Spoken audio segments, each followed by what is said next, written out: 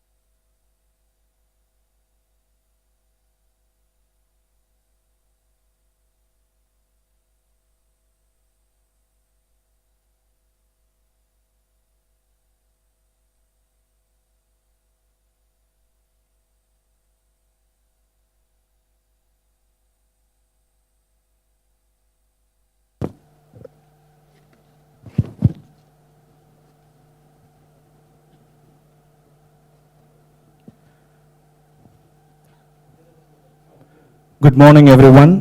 The inaugural function of the Silver Jubilee celebrations of the Kerala Legislative Assembly building is commencing. ഏവർക്കും നമസ്കാരം. കേരള നിയമസഭാ മന്ദിരത്തിന്റെ രജത jubilee ആഘോഷങ്ങളുടെ ഉദ്ഘാടന സമ്മേളനം ആരംഭിക്കുകയാണ്. May I now request all to rise for the national anthem. ദേശീയ ഗാനത്തിനായി ഏവരും എഴുന്നേറ്റ് നിൽക്കണമെന്ന് അഭ്യർത്ഥിക്കുന്നു.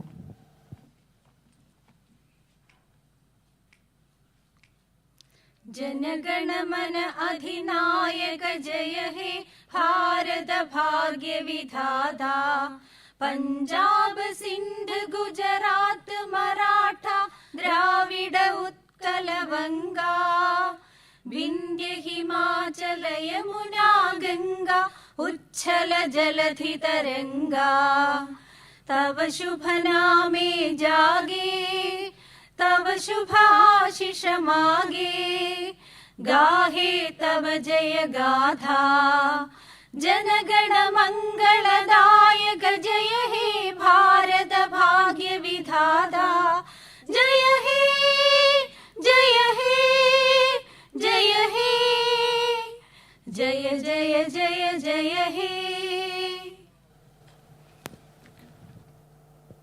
May I now invite Shri A.N. Shamsir, Honorable Speaker, Kerala Legislative Assembly, to deliver the welcome speech. സ്വാഗത പ്രസംഗത്തിനായി ബഹുമാനപ്പെട്ട നിയമസഭാ സ്പീക്കർ ശ്രീ എൻ ഷംസീറിനെ ആദരപൂർവ്വം ക്ഷണിക്കുന്നു. Respected Vice President of India, Shri Jagdeep Dhangarji, Honorable Governor Shri Arif Muhammad Khanji, Honorable Chief Minister Shri Pinarayi Vijayan, Honorable Minister Shri K. Radhakrishnan, Opposition Leader Shri V.D. Sadishan, Honorable Deputy Speaker Chitem Govumar, Honorable Ministers, Honorable Member, dear former Speakers, Ministers and former members and other dignitaries, ladies and gentlemen. I have a great pleasure in extending to you a warm welcome on this auspicious occasion. I know that for the people of Kerala, this is an occasion of great significance and also our Vice President is coming for the first time in Kerala for our Silver Jubilee celebration. The Kerala Legislative Assembly and its premises has hosted a wide variety of activities and functions. The Kerala Legislature International Book Festival is an excellent example in this regard. The book festival was a confluence of culture, art, literature, open forum, public discourse, book reviews, book releases, theatre interaction with the prominent personalities. Today, the Kerala Legislative Assembly building is completing 25 years of inception. It was on May 1998. The then President of India, K.R. Narayanan, who inaugurated this building. The 10th Kerala Legislative Assembly was convened here by then Chief Minister of Kerala, Shri K. Nayanar, then the Speaker of Kerala Legislative Assembly, Shri M. Vijaykumar, and the Leader of Opposition, Shri A. K. Antony. Legislature is the brain of democracy. We are indeed happy that our legislature has been maintaining a high dignity and decorum over the years.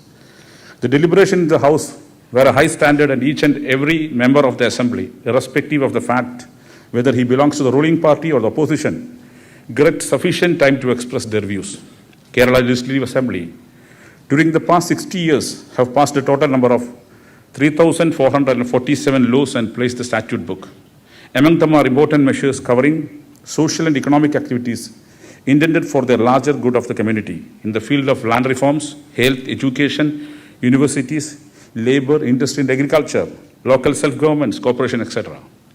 We have passed a number of legislations with a view to bring out just a social order and to implement some of the important directive principles embodied in our Constitution. Our legislature has a long list of distinguished leaders. Many of them are present today off and off on the dais. I must mention Shri M.S. Namboodiripad, the first Chief Minister. Shri Achyuta Menon, in his tenure, the coalition system took firm roots in the state. Other former CMs, Patame Thanupillai, R. Shankar, P.K. Vasudevan Nair, C.H. Muhammad Goya, E.K. Nayanar, K. Karunagaran, were great administrators. They have left behind classic traditions of which the state is extremely proud. Shri A.K. Antony, Shri V.S. Achyutanandan, Shri Human Chandi has also adorned the chair of Chief Ministers for different periods. Shri Human Chandi has the longest record in the tradition of an MLA for more than 50 years from a single constituency, which may be a world record. All of them have rendered dedicated and distinguished service for overall development of our state. The present Chief Minister, Mr. Pinarayi Vijayan, is a visionary leader and a seasoned administrator. With his rare personal charm and invaluable guidance, he has lent wholehearted support to the fair and independent functioning of the legislature. The Leader of Opposition, Shri V.D. Sadishan, who is present on the dais, represents the younger generation and is well known for his principled approach to the welfare and progress of the state. As far as Legislative Assembly of State is concerned, fair criticism of its function is essential for this growth. The media in Kerala is strong and lively. We have the largest number of dailies and TV channels with a wide readership and outreach. Bearing certain exceptions, our media is fair and objective in its reporting of the proceedings of the Assembly. I thank all of them on this occasion. At the time of its Silver Jubilee, the significant monument is bound to have more constructive renovations and developments to keep pace with their ever-changing demands and needs of our society. We are fortunate and abundantly grateful to Honorable Vice President of India to have kindly consented to inaugurate the modernization activities of Kerala Legislative Assembly and its premises. We are also privileged to have the Honorable Vice President of India to release a souvenir of Kerala Legislature International Book Festival. It is my proud privilege to welcome Honorable Vice President of India, Shri Jagdeep Dhankarji, for accepting our invitation and honoring the prestigious event with his gracious presence. I welcome you, sir, to this esteemed event. I welcome the Honorable Governor, Arif Muhammad Khanji, to this august function. I welcome the Honorable Chief Minister, Shri Pinarayi Vijayan, to his noble event. I also welcome the Honorable Leader of Opposition, Shri V.D. Sadishan. And also I welcome Shri K. Radhakrishnan, Honorable Minister for Parliamentary Affairs. And also I welcome Shri Chittem Gopakumar, Honorable Deputy Speaker, this auspicious occasion.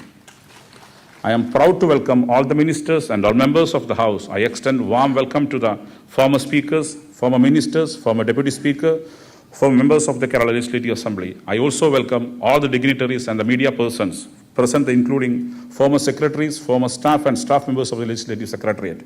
എല്ലാവരെയും ഒരിക്കൽ കൂടി സ്വാഗതം ചെയ്തുകൊണ്ട് ഞാൻ എൻ്റെ വാക്കുകൾ അവസാനിപ്പിക്കുന്നു. Thank you. Thank you, sir.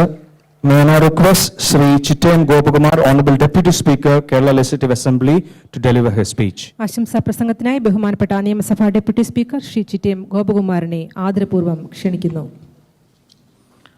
Honorable Vice President of India, Shri Jagdeep Dhankar, Shri Arif Muhammad Khan, Honorable Governor of Kerala, Honorable Chief Minister of Kerala, Shri Pinarayi Vijayan, Honorable Speaker of Kerala Legislative Assembly, Shri A.N. Shamsir, Honorable Leader of Opposition, Shri V.D. Sadishan, Shri K. Radhakrishnan, Honorable Minister of Kerala, Honorable Ministers, members, former members, media reporters, officials and friends. I am so privileged to be here with you as part of the Silver Jubilee celebration of your prestigious assembly building. This building was inaugurated 25 years ago by the President of India, Sri K.R. Narayanan. We are also happy that Sri Jagdeep Dhankar, Honorable Vice President of India, is here with us to inaugurate the Silver Jubilee celebration. The state of Kerala has stood for democratic values over the years. Progressive legislations of Kerala stand as a model for other legislatures. We have survived testing times of political, social, and economic challenges. We have positioned for the future through the Kerala model alternative. The small state of Kerala is currently way ahead of all other Indian states in serving basic human or socio-economic needs. Kerala is a state where the entire population is socially conscious much more than anywhere else. Kerala has the proud distinction of fostering a vibrant democracy. We are proud of the way democratic institutions are maintained. The participation by the people in social governance is remarkable in Kerala. The symbols of a vibrant democracy are all around us. Let me continue in Malayalam. നമ്മുടെ നിയമസഭയുടെ സമ്മേളനങ്ങൾ ചേർന്ന സ്ഥലങ്ങൾ നിയമനിർമ്മാണ സഭയുടെ തന്നെ വികാസ പരിണാമങ്ങൾ അടയാളപ്പെടുത്തുന്നതാണ്.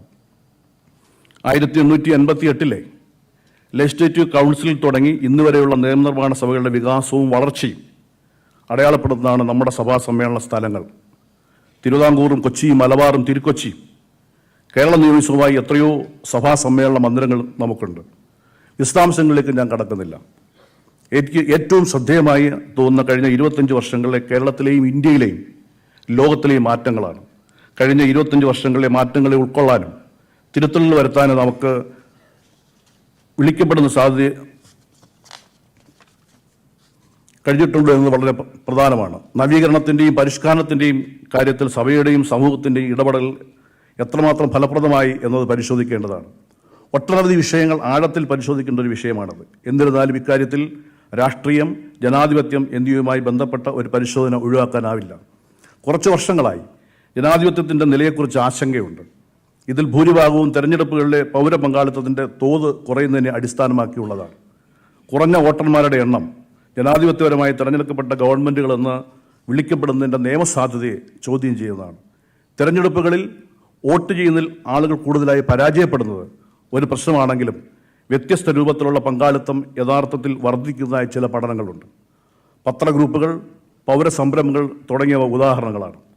തെരഞ്ഞെടുപ്പുകളിലെ വോട്ടർമാരുടെ എണ്ണം പോലെ ജനാധിപത്യത്തിൻ്റെ ഫലപ്രദമായ പ്രവർത്തനത്തിന് ഈ പങ്കാളിത്ത രൂപങ്ങൾ പ്രധാനമാണ്. അത്തരത്തിലെ ഒരു വിശകലനത്തിലും കേരളവും നമ്മുടെ ജനാധിപത്യവും ചലനാത്മകമാണ് എന്ന് കാണാവുന്നതാണ്. Let's remember the drawings of the past who inspire as in A no small way. Let this celebration be a tribute to all those who made Kerala what it is now. Let's be proud of the vibrant democracy for which the state stands widely acclaimed. Let me convey my best wishes for the Silver Jubilee celebration. Thank you. Thank you, sir. May I now invite Sri V.D. Sadishan, Honorable Leader of Opposition, to deliver his speech. ആശംസകൾ അർപ്പിക്കുന്നതിനായി ബഹുമാനപ്പെട്ട പ്രതിപക്ഷ നേതാവ് Shri V.D. സതീശനെ ആദരപൂർവ്വം ക്ഷണിക്കുന്നു.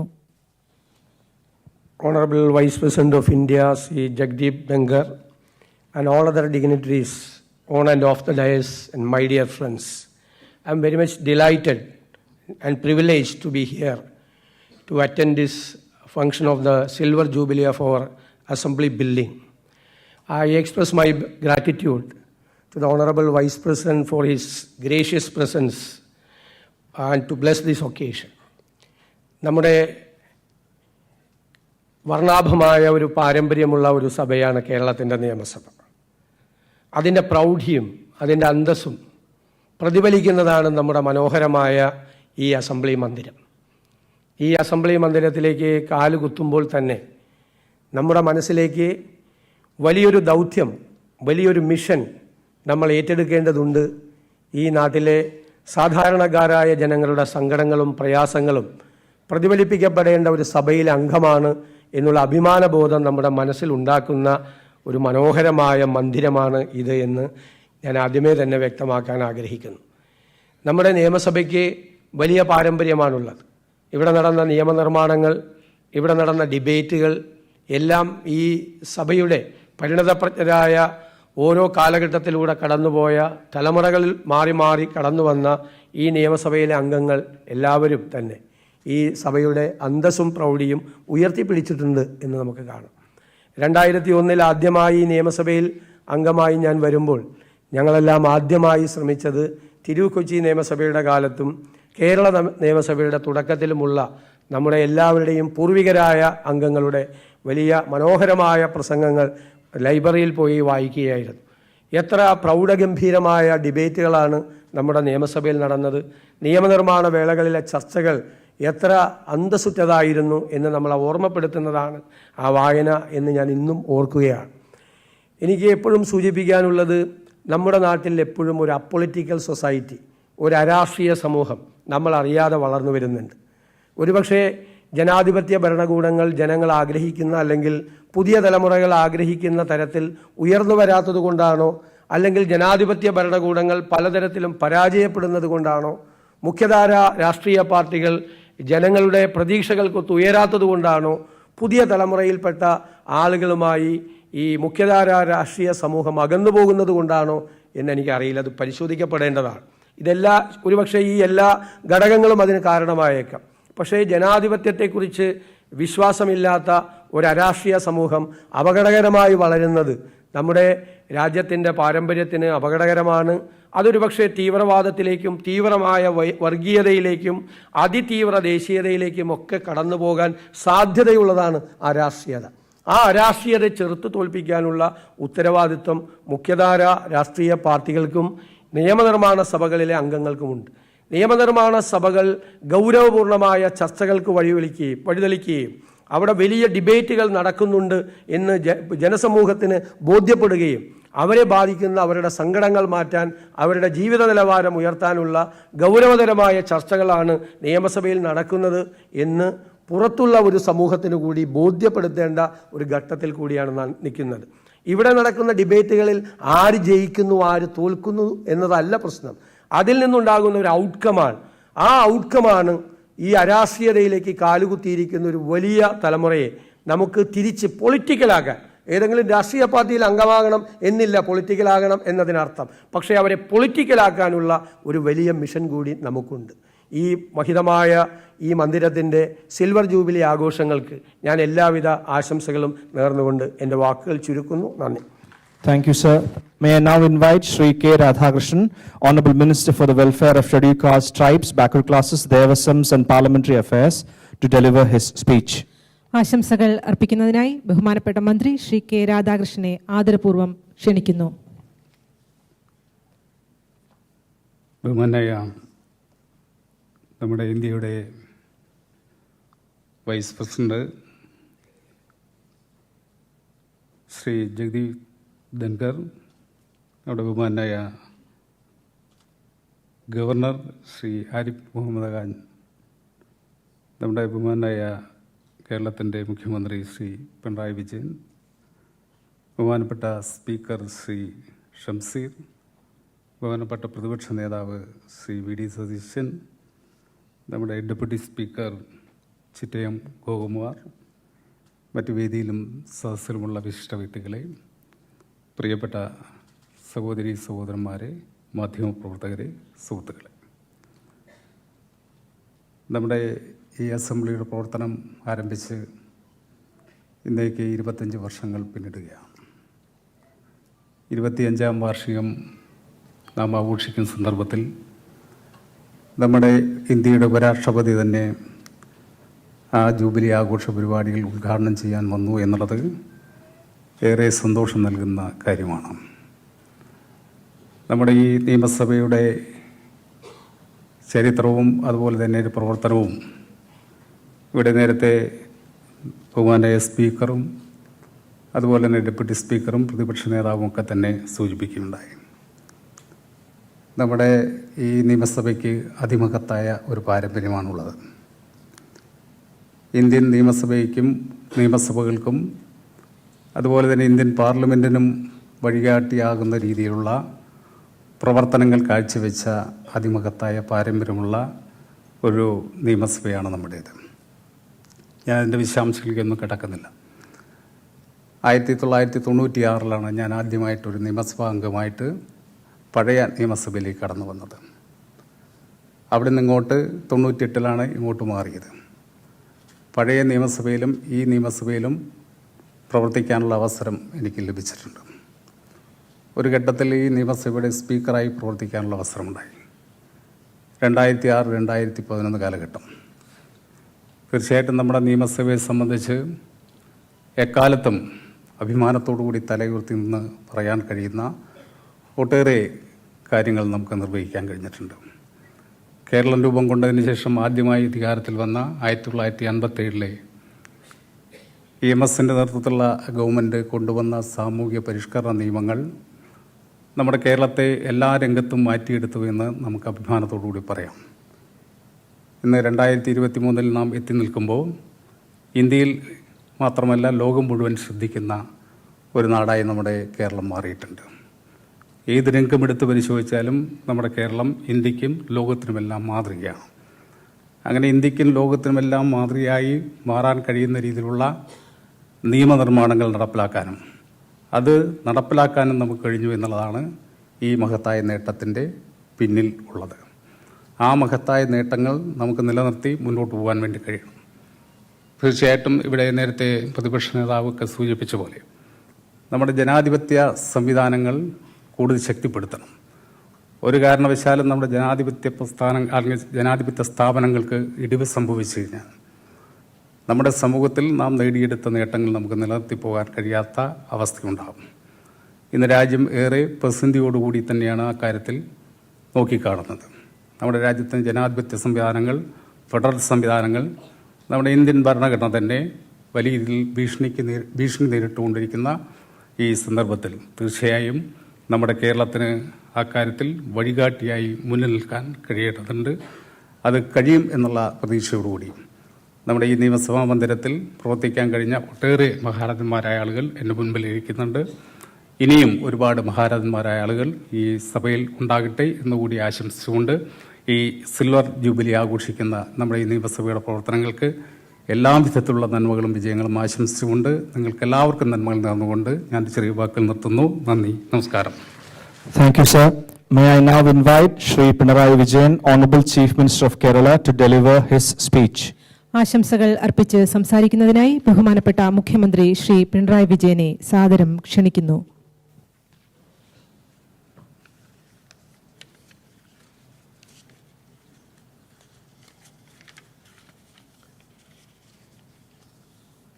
സഹോദരന്മാരെ, കേരള നിയമസഭയ്ക്ക് പുതിയൊരു മന്ദിരം, ഈ മന്ദിരം ഉണ്ടായതിൻ്റെ 25ാം വാർഷികത്തിലാണ് നാം ഇവിടെ ഒത്തുചേരുന്നത്. പഴയ മന്ദിരത്തിൽ നിന്ന് പുതിയ മന്ദിരത്തിലേക്ക് സഭാപ്രവർത്തനങ്ങൾ മാറിയതിൻ്റെ 25ാം വാർഷികമാണിത്. തീർച്ചയായും അങ്ങേയറ്റം സന്തോഷകരമായ സന്ദർഭം. ആ സന്തോഷത്തിന് മാറ്റുകൂട്ടുന്നതാണ് ബഹുമാനപ്പെട്ട ഉപരാഷ്ട്രപതിയുടെ ചടങ്ങിലെ സാന്നിധ്യം. അദ്ദേഹം തിരക്കുകൾക്കിടയിലും ഇതിൽ പങ്കെടുക്കാനായി സമയം നീക്കിവെക്കുന്നു. അതാകട്ടെ, രാജ്യസഭാ അധ്യക്ഷൻ കൂടിയായ അദ്ദേഹം നിയമനിർമ്മാണ സഭകളോട് പൊതുവിൽ പുലർത്തുന്ന ആദരത്തിൻ്റെ നിദർശനമായി കരുതുകയാണ്. Let me extend a warm welcome to the honourable vice president Shri Jagdeep Dhankhar G.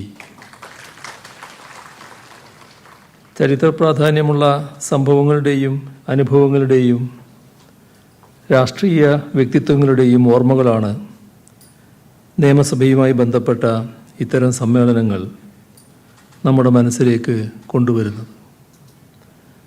ആദ്യ നിയമസഭാ സ്പീക്കറായിരുന്ന ആർ ശങ്കരനാരായണൻ തമ്പി മുതൽ ഇപ്പോഴത്തെ സ്പീക്കറായിരിക്കുന്ന ബഹുമാനായ എൻ ഷംസീർ വരെയുള്ള സ്പീക്കർമാരുടെയും ആദ്യ മുഖ്യമന്ത്രിയായിരുന്ന EMS Achutha Menon, PKV, K. Karunakaran,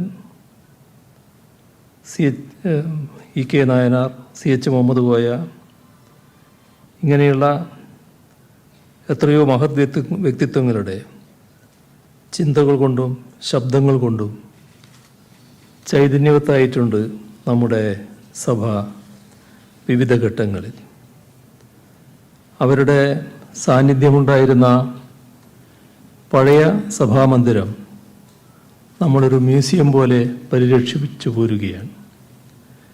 വിവിധ ഘട്ടങ്ങളിൽ നിയമസഭാംഗങ്ങളായിരുന്ന നിരവധി പേരെ ഇന്നിവിടെ കാണാൻ കഴിയുന്നതിൽ അതിയായ സന്തോഷമുണ്ട്. അതേസമയം സഭയിൽ വളരെ പ്രമുഖമായ സ്ഥാനങ്ങൾ വഹിച്ചിരുന്ന ചിലർക്ക് അനാരോഗ്യം മൂലം ഇതിൽ പങ്കെടുക്കാൻ കഴിയുന്നില്ല എന്നത് നമ്മെ എല്ലാവരെയും വിഷമിപ്പിക്കുന്നുമുണ്ട്. സ്വതന്ത്ര സോഷ്യലിസ്റ്റ് റിപ്പബ്ലിക്കായി വിഭാവനം ചെയ്യപ്പെട്ട ആധുനിക ഇന്ത്യയുടെ ഭരണ സംവിധാനത്തിലെ 3 ശാഖകളാണ് ലെജിസ്ലേച്ചർ, എക്സിക്യൂട്ടീവ്, ജുഡീഷ്യറി. നിയമനിർമ്മാണമാണ് ലെജിസ്ലേച്ചറിൻ്റെ, അതായത് നിയമസഭയുടെയും പാർലമെൻറ്റിൻ്റെയും ചുമതല എന്ന് നമുക്കറിയാം. എക്സിക്യൂട്ടീവ് നിയമങ്ങൾ നടപ്പാക്കുന്നു, ജുഡീഷ്യറി അവയെ വ്യാഖ്യാനിക്കുന്നു. ഇന്ത്യൻ ഭരണ സംവിധാനം സുഗമമായി നടത്താനുതകുന്ന വിധത്തിൽ നമ്മുടെ ഭരണഘടനയിൽ തന്നെ അതിൻ്റെ 3 ശാഖകളെയും ഏകോപിപ്പിക്കാനും നിയന്ത്രിക്കാനും വേണ്ട ചെക്സ് ആൻഡ് ബാലൻസ് ഉൾപ്പെടുത്തിയിട്ടുണ്ട്. എന്നാൽ അവയെ അവഗണിച്ചുകൊണ്ട് ഒരു ശാഖ മറ്റൊന്നിൻ്റെ അധികാരപരിധിയിൽ കൈകടത്തുന്നു എന്ന തരത്തിലുള്ള ആക്ഷേപങ്ങൾ ഇപ്പോൾ ഉയർന്നു വരുന്നുണ്ട്. അത്തരം ആക്ഷേപങ്ങൾക്ക് അടിസ്ഥാനമില്ല എന്നത് നാം ഉറപ്പുവരുത്തേണ്ടതുണ്ട്. കേരള നിയമസഭയെക്കുറിച്ച് ആലോചിക്കുമ്പോൾ ഐക്യകേരള പിറവിയെ തുടർന്ന് 1957 നടന്ന തെരഞ്ഞെടുപ്പിലൂടെ രൂപപ്പെട്ട നിയമസഭയെക്കുറിച്ച് മാത്രം ആലോചിച്ചാൽ പോരാ. ചരിത്രം അതിനും എപ്പോഴോ അപ്പുറത്തേക്ക് നീളുന്നു. ശ്രീമൂലം തിരുനാളിൻ്റെ കാലത്തെ ഉപദേശക സ്വഭാവമുള്ള ഒരു സമിതിയിൽ നിന്ന് പൂർണ്ണാധികാരത്തോടെ നിയമം നിർമ്മിക്കുന്ന സഭയിലേക്ക് ചരിത്രം എത്തിയത് എത്രയോ സങ്കീർണമായ ഘട്ടങ്ങൾ കടന്നാണ്. അതുപോലെ സ്വത്തവകാശത്തിൻ്റെ അടിസ്ഥാനത്തിൽ മാത്രം വോട്ടവകാശം എന്തായിരുന്നു പഴയ നില. അത് മാറി സാർവത്രിക പ്രായപൂർത്തി വോട്ടവകാശം എന്ന നിലയിലേക്ക് നമ്മൾ പുരോഗമിച്ചു. ജനാധിപത്യ വികാസത്തിൻ്റെ ചരിത്രമാണ് ഈ മാറ്റത്തിൻ്റെ കഥ പറയുന്നത്. ആദ്യ സഭയ്ക്ക് പോലും ചില സവിശേഷതകൾ ഉണ്ടായിരുന്നുവെന്നും ആ സവിശേഷതകൾ പിൽക്കാല ജനാധിപത്യ സഭകൾക്ക് മാതൃകയായിട്ടുണ്ട് എന്നതും മറന്നുകൂടാ. ബില്ല് പാസാക്കൽ, സെലക്ട് കമ്മിറ്റി, നിരവധിയായ സിറ്റിങ്ങുകൾ എന്നിവ കൊണ്ട് ആധുനിക നിയമനിർമ്മാണ സഭയുടെ പല വശങ്ങളെയും അനുസ്മരിപ്പിക്കുന്നതായിരുന്നു ആ കൗൺസിൽ. നിയമനിർമ്മാണ സഭകൾ സമ്മേളിക്കുന്ന ദിനങ്ങളുടെ എണ്ണം ചുരുങ്ങുന്ന പ്രവണതയുള്ള പുതിയ കാലത്ത് ആ കൗൺസിൽ 32 സിറ്റിംഗ് നടത്തി എന്നുള്ളത് ശ്രദ്ധിക്കപ്പെടേണ്ട കാര്യമാണ്. ഇന്നും മാതൃകയാക്കാവുന്നതാണ്. ഉപസമിതികൾ, സമ്മേളനം ചേരുന്ന ദിനങ്ങളുടെ എണ്ണം എന്നിവയിൽ വിവിധ സംസ്ഥാനങ്ങളിലെ നിയമസഭകൾക്ക് മാതൃകയായിരുന്നിട്ടുണ്ട് കേരളം എന്നത് പ്രത്യേകം നാം കാണേണ്ടതാണ്. കുമാരനാശാനെയും അയ്യങ്കാളിയെയും പോലുള്ളവരുടെ ഉജ്ജ്വലമായ പ്രസംഗങ്ങൾ കൊണ്ടുകൂടിയാണ് ചരിത്രത്തിൽ ശ്രീമൂലം പ്രജാസഭ അടയാളപ്പെട്ടു നിൽക്കുന്നത്. ആ പ്രസംഗങ്ങളാകട്ടെ സാമൂഹ്യനീതിക്കു വേണ്ടിയുള്ള അതിശക്തങ്ങളായ മുറവിളികളായിരുന്നു. ചരിത്രം കൃത്യമായും ആ വഴിക്ക് തന്നെയായിരുന്നു സഞ്ചരിച്ചത്. ആ യാത്രയിലുള്ള കണ്ടെത്തലാണ് ഇന്നത്തെ രൂപത്തിലുള്ള കേരള നിയമസഭയും അതിൻ്റെ ഈ മന്ദിരവും. കേരള നിയമസഭയുടെ നിയമനിർമ്മാണ രംഗത്തെ സംഭാവനകൾ ചരിത്രപരമായ പ്രാധാന്യമുള്ളവയാണ്. പുരോഗമനപരവും വിപ്ലവാത്മകവുമായ അനേകം നിയമനിർമ്മാണങ്ങൾക്ക് കേരള നിയമസഭ വേദിയായിട്ടുണ്ട്. പാസാക്കിയ പല നിയമങ്ങളും സംസ്ഥാനത്തിൻ്റെ സാമൂഹ്യ സാമ്പത്തിക രാഷ്ട്രീയ മണ്ഡലങ്ങളിലും ജനജീവിതത്തിലും ദുരവ്യാപകമായ ഫലങ്ങൾ സൃഷ്ടിച്ചിട്ടുമുണ്ട്. ഈ നിയമങ്ങളുടെ ചൂടുപിടിച്ച് മറ്റ് സംസ്ഥാനങ്ങൾ മാത്രമല്ല കേന്ദ്ര സർക്കാർ പോലും നിയമങ്ങൾ കൊണ്ടുവന്നിട്ടുണ്ട് എന്നത് നമുക്ക് അഭിമാനിക്കാനേറെ വക നൽകുന്ന കാര്യമാണ്. സബ്ജക്റ്റ് കമ്മിറ്റിയുടെ കാര്യമെടുത്താൽ പോലും കേരള നിയമസഭയാണ് ഇന്ത്യൻ പാർലമെന്റിന് തന്നെ മാതൃകയായത്. നിയമനിർമ്മാണ രംഗത്ത് കൈവരിച്ച നേട്ടങ്ങൾ എണ്ണി പറയുമ്പോഴും കേരള നിയമസഭ പാസാക്കിയ ചില ബില്ലുകൾ അനുമതി കിട്ടാതെ കിടന്ന കാര്യവും അനുമതി കാര്യത്തിൽ അനിശ്ചിതമായ കാലതാമസമുണ്ടാകുന്ന കാര്യവും നമുക്ക് വിസ്മരിക്കാനാവില്ല. ഭാഷാടിസ്ഥാനത്തിൽ ഒരു സംസ്ഥാനമായി മാറിയ ശേഷം 1957 ഏപ്രിൽ ആദ്യം നിലവിൽ വന്ന ഒന്നാം കേരള നിയമസഭ അതുവരെ ആലോചിക്കാൻ കൂടി കഴിയാതിരുന്ന നിയമനിർമ്മാണത്തിൻ്റെ മഹത്തായൊരു ചരിത്രം കേരളത്തിൽ സൃഷ്ടിച്ചു. ആ നിയമസഭയുടെ കാലത്തെ ഭൂപരിഷ്കരണ നിയമം കാർഷിക ഭൂബന്ധ രംഗത്ത് വലിയ ചലനങ്ങൾ സൃഷ്ടിച്ചു. കൃഷിഭൂമിയിൽ നിന്ന് കർഷകരെ ഒഴിപ്പിക്കുന്നത്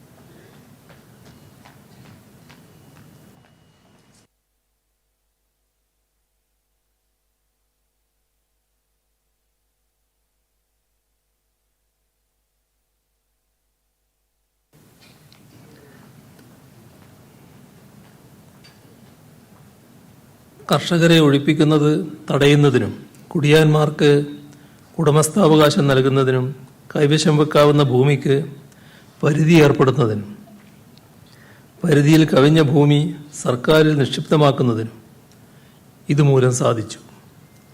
1958 കേരള എഡ്യൂക്കേഷൻ ആക്ട് വിദ്യാഭ്യാസ രംഗത്ത് വിപ്ലവാത്മകമായ മാറ്റങ്ങളാണ് സൃഷ്ടിച്ചത്. 21ാം നൂറ്റാണ്ടിലേക്ക് കുതിക്കുന്ന കേരളത്തിൻ്റെ വികസന അജണ്ടകൾ ആവിഷ്കരിക്കുകയാണ് ഇപ്പോഴത്തെ നിയമസഭ അടിയന്തര പ്രാധാന്യത്തോടെ ചെയ്തുകൊണ്ടിരിക്കുന്നത്. നവോത്ഥാന മൂല്യങ്ങളിലൂടെയും പുരോഗമനപരമായ ആശയങ്ങളിലൂടെയും നാം നേടിയെടുത്ത സാമൂഹ്യ സാമ്പത്തിക രാഷ്ട്രീയ മണ്ഡലങ്ങളിലെ ഉന്നതിയും അതേപോലെ തന്നെ വ്യതിരിക്തതയും നിലനിർത്തേണ്ടത് ഏറ്റവും ഒഴിച്ചുകൂടാത്തതാണ്. നിലവിൽ നാം അഭിമുഖീകരിക്കുന്ന വെല്ലുവിളികൾ അതിജീവിച്ചുകൊണ്ട് നവകേരളം ഒരുക്കാൻ വേണ്ട നിയമനിർമ്മാണ പ്രവർത്തനങ്ങൾ കൂടുതൽ അർത്ഥവത്താക്കാൻ കഴിയണം. നമ്മുടെ ഫെഡറൽ സംവിധാനം പരിരക്ഷിക്കപ്പെടണം. സംസ്ഥാന അവകാശങ്ങൾ സംരക്ഷിക്കപ്പെടണം. ഇതിനൊക്കെ ഉതകും വിധം നമ്മുടെ നിയമനിർമ്മാണ സഭയെ അതിൻ്റെ സ്വാതന്ത്ര്യത്തെ പരമാധികാരത്തെ ഒക്കെ ശക്തിപ്പെടുത്തുന്ന പ്രവർത്തനങ്ങളാണ് ജനാധിപത്യ വിശ്വാസികളായ എല്ലാവരിൽ നിന്നും ഉണ്ടാകേണ്ടത്. പുതിയ ഭൗതിക സംവിധാനങ്ങൾ ജനങ്ങളുടെ ആശയാഭിലാഷങ്ങൾ കൂടിയ തോതിൽ ഉയർത്താനും ജനക്ഷേമത്തിനും നാടിൻ്റെ വികസനത്തിനുമുള്ള കൂടുതൽ നിയമങ്ങൾ നിർമ്മിക്കാനുമുള്ള അവസരങ്ങളും സാഹചര്യങ്ങളുമായി നാം ഉപയോഗപ്പെടുത്തേണ്ടിയിരിക്കുന്നു. അത്തരത്തിലുള്ള ഒരു ഓർമ്മപ്പെടുത്തലാണ് ഈ നിയമസഭാ മന്ദിരത്തിൻ്റെ 25ാം വാർഷിക ആഘോഷം നടത്തുന്നത്. ആ ഓർമ്മപ്പെടുത്തലിനനുസരിച്ച് പ്രവർത്തിക്കാൻ നമുക്ക് സാധിക്കട്ടെ എന്ന് ആശംസിച്ചുകൊണ്ട് മറ്റു കൂടുതൽ കാര്യങ്ങളിലേക്ക് കടക്കാതെ അവസാനിപ്പിക്കുന്നു. നിങ്ങൾക്കെൻ്റെ സ്നേഹാഭിവാദനം. May I now invite Honorable Governor of Kerala, Shri Arif Muhammad Khan, to deliver his speech. ആശംസകൾ അർപ്പിച്ച് സംസാരിക്കുന്നതിനായി ആദരണീയനായ ഗവർണർ ശ്രീ ആരിഫ് മുഹമ്മദ് ഖാനെ സാദരം ക്ഷണിക്കുന്നു.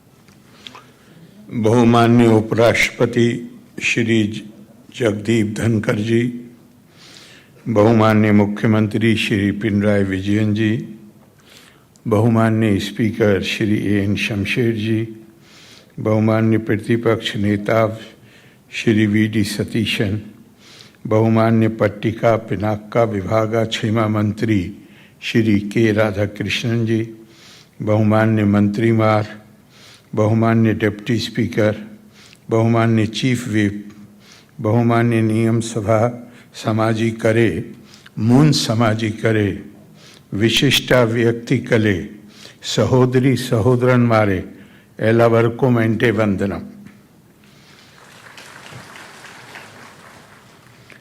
കേരള നിയമസഭാ മന്ദിരത്തിൻ്റെ രജത ജൂബിലി ആഘോഷത്തിൽ സംബന്ധിക്കാൻ അതിയായ അഭിമാനവും സന്തോഷവും ഉണ്ട്.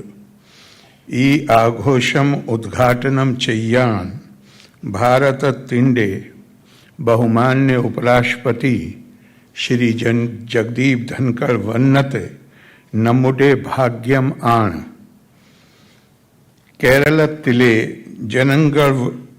ജനങ്ങൾക്കും ഈ സഭയിൽ ഉള്ള എല്ലാവർക്കും വേണ്ടി ബഹുമാന്യ ഉപരാഷ്ട്രപതിയെ സഹർഷം സ്വാഗതം ചെയ്യുന്നു.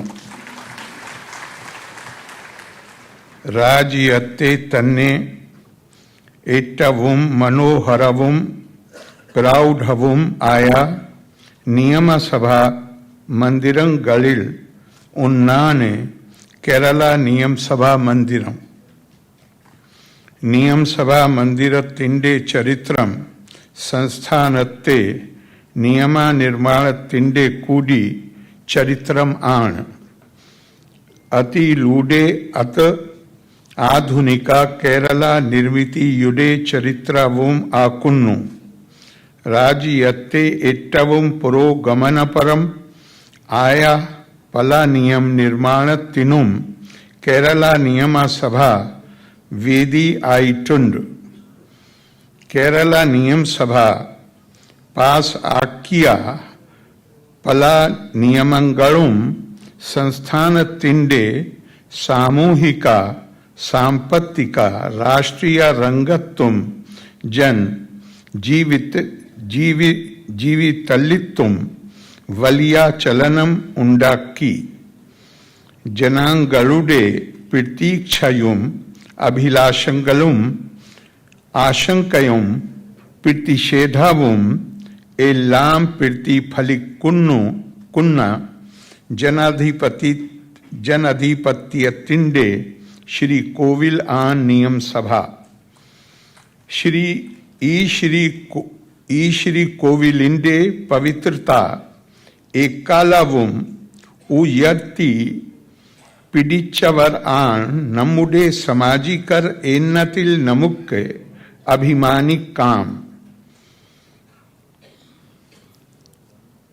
We all know our Niyam Sabha Mandiram, which has been built with a futuristic vision and Keralite aesthetic sense, stands as a symbol of our commitment to the principles of democracy, accountability, and inclusiveness. The temple of democracy has been dutifully taking forward the tradition of legislative process that started 135 years ago in the form of an 8-member legislative council in erstwhile Travancore state. Right from the first Kerala Legislative Assembly of 1957, our legislators have come up with historic policies that have empowered our marginalized communities, strengthened our education and healthcare systems, and protected our environment. The ideas, dedication, and contribution of every single member right from day one of the Kerala Legislative Assembly have been instrumental in shaping the present Kerala, which has been globally hailed for its social welfare and sustainable development. This celebration is being held during the Amrit Kal that follows our celebration of Azadi Ka Amrit Mahotsav, that is completing 75 years of our freedom. Today we are the largest democracy, and we take pride in India being the mother of democracy, as it has always, since remotest times, believed in the divinity of man and its manifestation in all movements of life, promoting dignity and equality. As our Honorable Prime Minister Shri Narendra Modi ji has said recently, democracy is not just a structure, it is also a spirit. It is based on the belief that the needs and aspirations of every human being are equally important. It was the democratic spirit that guided our freedom struggle as well. When British Governor General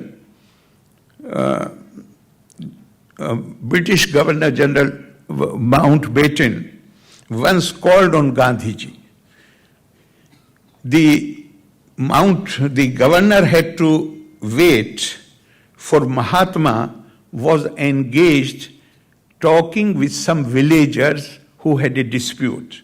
The Governor General, who had to wait for some time, was uncomfortable and made his feelings known to Gandhiji. Gandhiji said it was true that he was Governor General of India, but India belonged to those poor villagers with whom he was conversing. So they are the priority. Such has been the democratic attitude of our founding fathers, and we are fortunate that those ideals continue to inspire our present and future generations. No wonder we consider the citizen, the ordinary citizen, the person holding the highest office in a democracy. On this occasion, let us also extend our gratitude to the people of Kerala, the citizens of Kerala, the true pillars of our democracy, whose active participation, vigilance, and unwavering faith in the democratic process have propelled us forward. While reaffirming our commitment to democracy, let us recall the duties of governance mentioned. And governance does not mean only those who are in the government.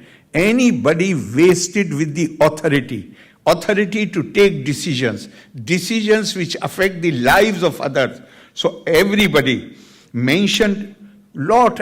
There is very detailed description in our classics how those who are vested with authority should behave and what should be their priorities. They highlight the significance of our democratic spirit by serving the mankind. The Mahabharata says, Durbalartham balam srishtam dhatra man dhatra uchyate abalam tana mahada bhutam yasmina sarvam pratishtham. That is, the one class that required the greatest protection are the weak, poor, exploited, and helpless, and trampled upon. Indeed, it is to protect them that the office of the ruler was created. This is the dharma that every person vested with authority has to bear in mind as we march ahead in the path of democracy, embracing the challenges of the future with renewed vigor and determination. Let me conclude by expressing my appreciation to all those who have contributed to the flawless procedures of the Kerala Legislative Assembly. With these words, I again express my great happiness that our Honorable Vice President Ji is here to inaugurate these celebrations and to to unveil the foundation stone of the modernization of the legislature garden. Loka samasta sukhino bhavantu, valre nanni, Jai Hind. Thank you, sir. May I now invite Shri A.N. Shamsir, Honorable Speaker, Kerala Legislative Assembly, to present a memento to the Honorable Vice President of India. And may I respectfully invite Honorable Vice President of India, Shri Jagdeep Dhankar, to receive the memento. Kerala നിയമസഭയുടെ ഉപഹാരം ഏറ്റുവാങ്ങുന്നതിനായി ആദരണീയനായ ഉപരാഷ്ട്രപതി ശ്രീ ജഗ്ദീപ് ധൻകറിനെ സാദരം ക്ഷണിക്കുന്നു. ഉപഹാരം നൽകുന്നതിനായി ബഹുമാനപ്പെട്ട നിയമസഭാ സ്പീക്കർ ശ്രീ A.N. ഷംസീറിനെയും ആദരപൂർവ്വം ക്ഷണിക്കുന്നു.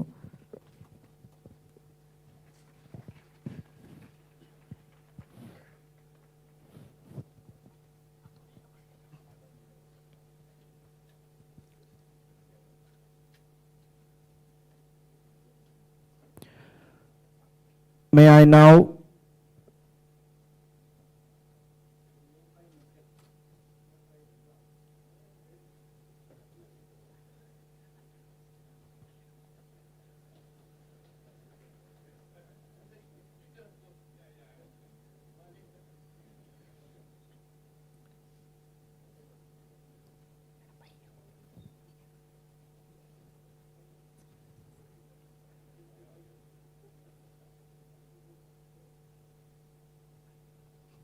May I now respectfully invite Honorable Vice President of India to release the souvenir of the Kerala Legislature International Book Festival 2023 and Honorable Chief Minister of Kerala, Shri Pinarayi Vijayan, to receive the souvenir.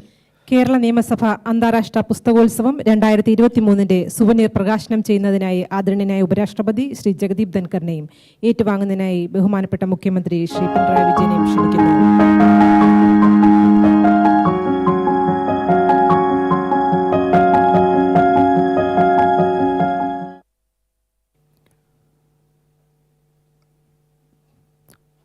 May I now request all present on the stage to rise for a photo moment. അടുത്തതായി ഒരു photo സെഷനാണ്. വേദിയിലിരിക്കുന്ന വിശിഷ്ട വ്യക്തികൾ എഴുന്നേറ്റ് നിൽക്കണമെന്ന് അഭ്യർത്ഥിക്കുന്നു.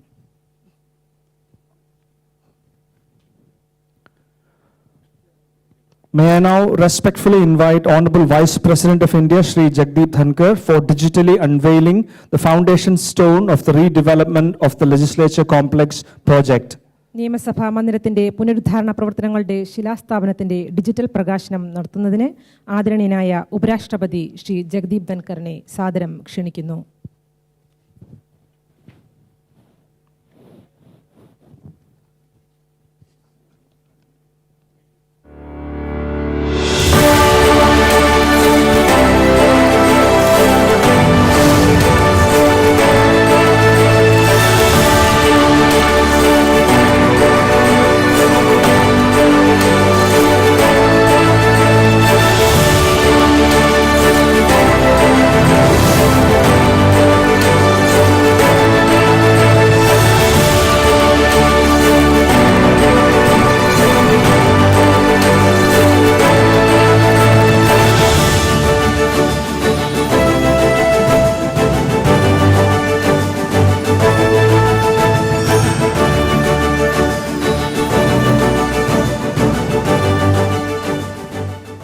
Respected Vice President and dignitaries, we shall now watch a short video presentation on the redevelopment project of the Legislature Complex. നിയമസഭാ മന്ദിരത്തിന്റെ പുനരുദ്ധാരണ പദ്ധതി സംബന്ധിച്ച ഒരു ഹ്രസ്വ വീഡിയോ പ്രദർശനം ഇപ്പോൾ വീക്ഷിക്കാം.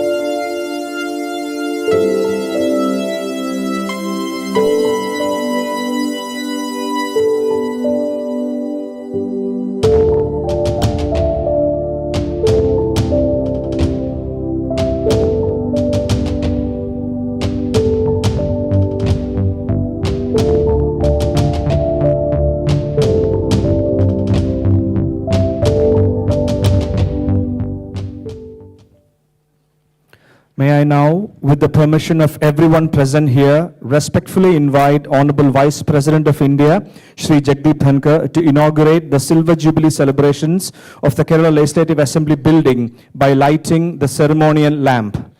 May I also invite all dignitaries present on the stage to join Honorable Vice President in lighting the lamp. Kerala നിയമസഭയുടെ രജത ജൂബിലി ആഘോഷങ്ങൾ ഭദ്രദീപം തെളിയിച്ച് ഉദ്ഘാടനം ചെയ്യുന്നതിനായി ആദരണീയനായ ഉപരാഷ്ട്രപതി ശ്രീ ജഗ്ദീപ് ധൻകറിനെ സാദരം ക്ഷണിക്കുന്നു. ഒപ്പം വേദിയിലുള്ള മറ്റു വിശിഷ്ട വ്യക്തികളെയും ക്ഷണിക്കുന്നു.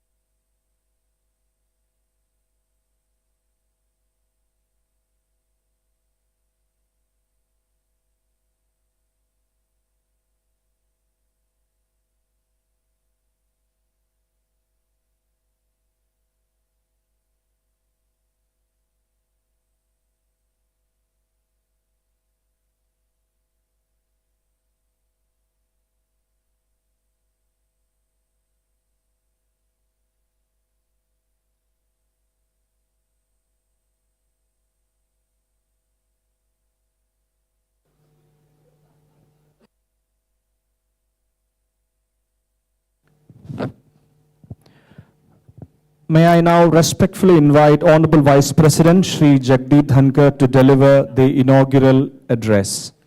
ഉദ്ഘാടന പ്രസംഗത്തിനായി ആദരണീയനായ ഉപരാഷ്ട്രപതി ശ്രീ ജഗ്ദീപ് ധൻകറിനെ സാദരം ക്ഷണിക്കുന്നു.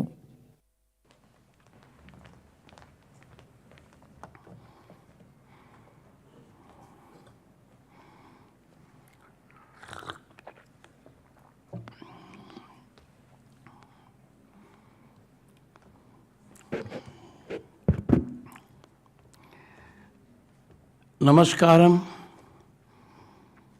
Shubdinam, warm greetings to all of you.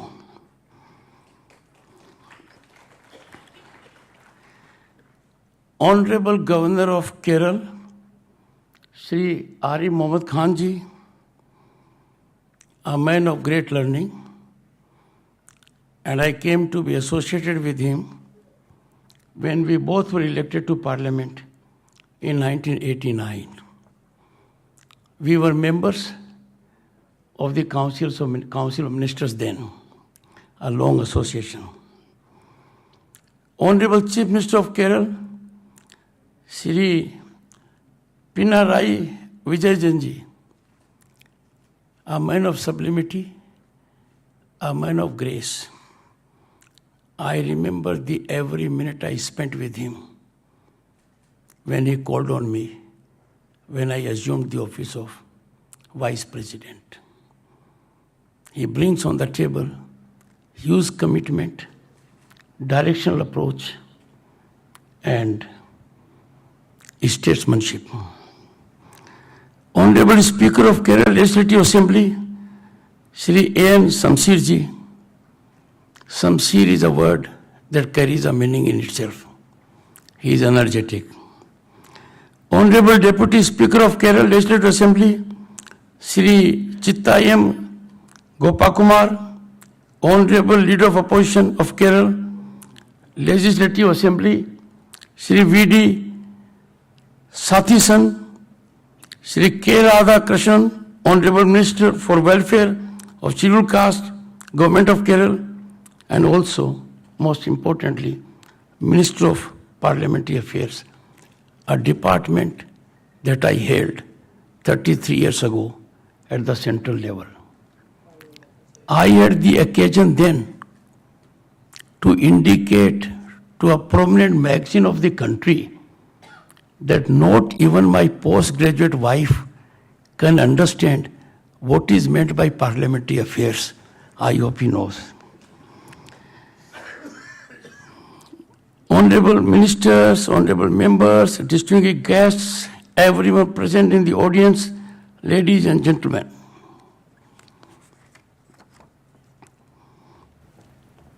It is with the greatest pleasure and satisfaction that I associate with the Silver Jubilee celebration of Kerala Legislative Assembly building, യമസഭ. I am indeed very grateful to the gracious Honorable Chief Minister and Honorable Speaker of the Assembly for fructifying my participation in this heartwarming event. I am greatly touched by the sentiments expressed. Though I do not understand your local language, I am its great admirer. Something which physically falls on my ears, I can appreciate that it is in my favor. I learned these tactics during 3 years when I was Governor of the State of West Bengal. Heartiest felicitations to the people of Kerala, and the nation is proud of them. Their energy, their human resource richness, their commitment, their impactful presence in the state and outside, particularly in the field of education and health. I am a beneficiary of it. After 55 years, I'll be paying my respects, my Guru Dakshina, to my teacher in Sainik School. I'll be visiting her, Miss Ratnavali Nair. So I am a beneficiary now to public domain.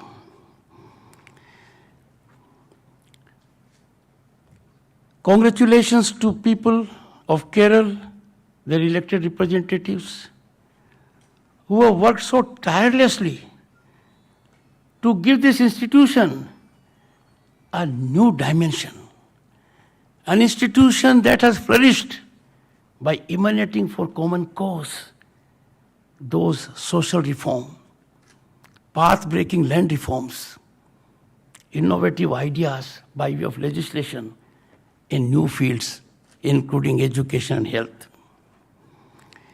Delighted to be in the God's own country, land of pristine beauty, well-known soothing beaches, lush green tea plantations, unique art forms, varied spices, and the Honorable Governor and the Honorable Chief Minister gave me a taste of it in the last 24 hours. Varied spices, tranquil backwaters, and in Alappuzha and Kollam, mountain ranges, wildlife sanctuaries.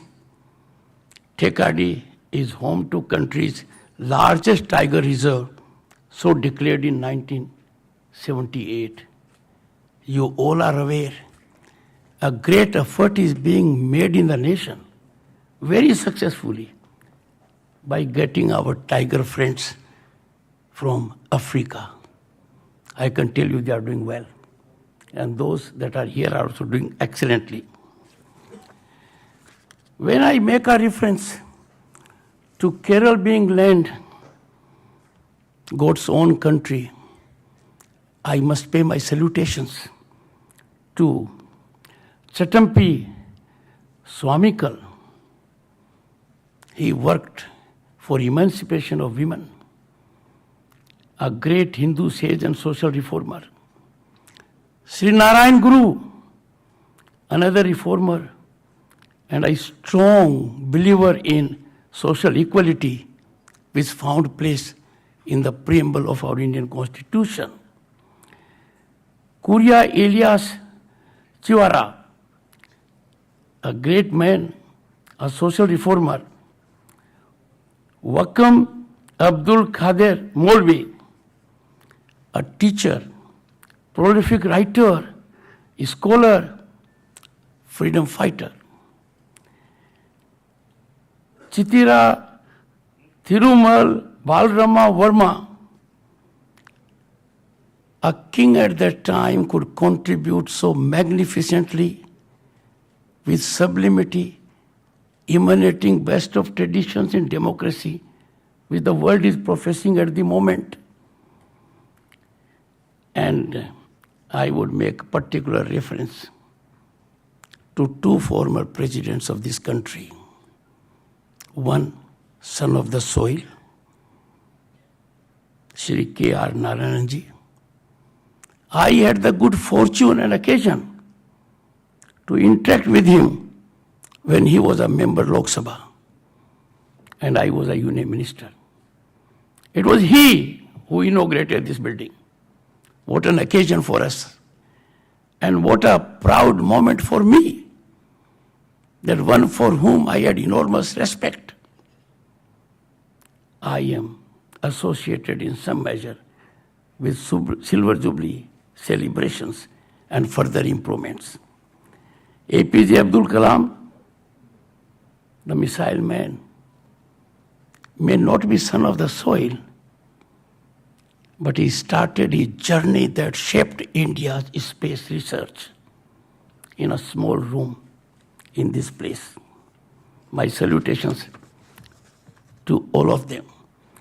I would be failing in my duty if I do not make reference to some of the other very illustrious sons of this soil that make our Bharat proud, whose contributions are impactfully changing our lives for the better.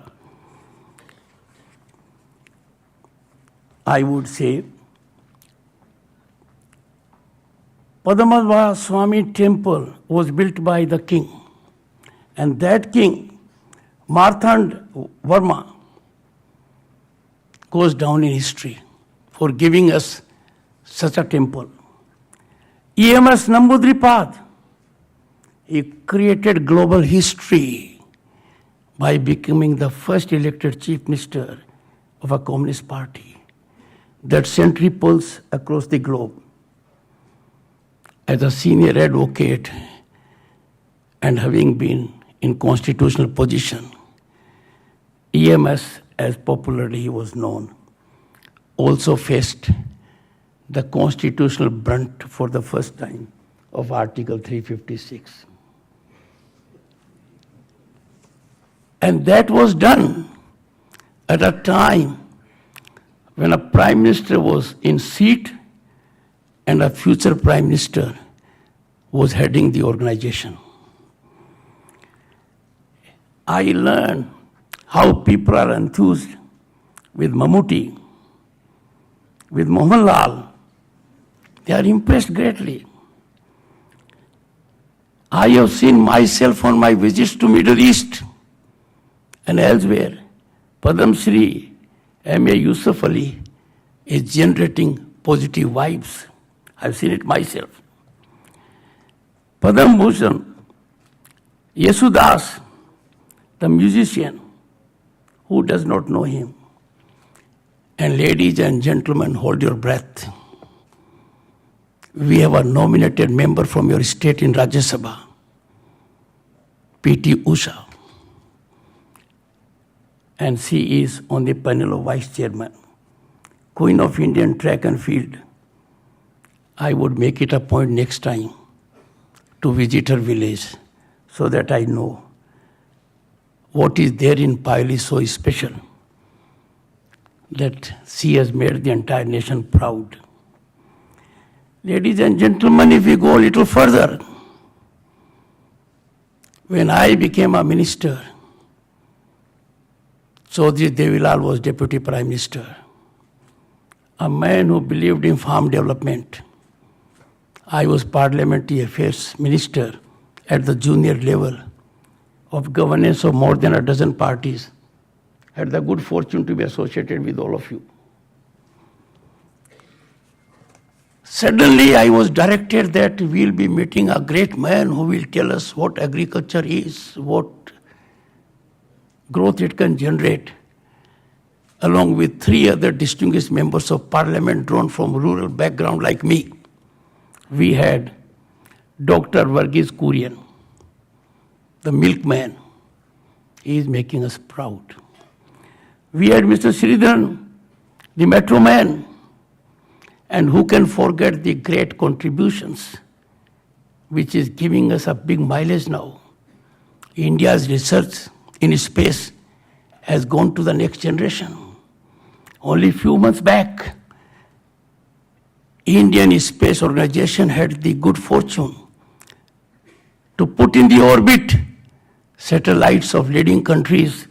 I'm making reference, ladies and gentlemen, to Sri G. Madhavan Nair, a great man. It took United States a long time, more than 150 years, it will be more, to have the first lady judge of the Supreme Court of the United States. But we had one in a much shorter period in the name of M. Fatima Bibi. She was from this state.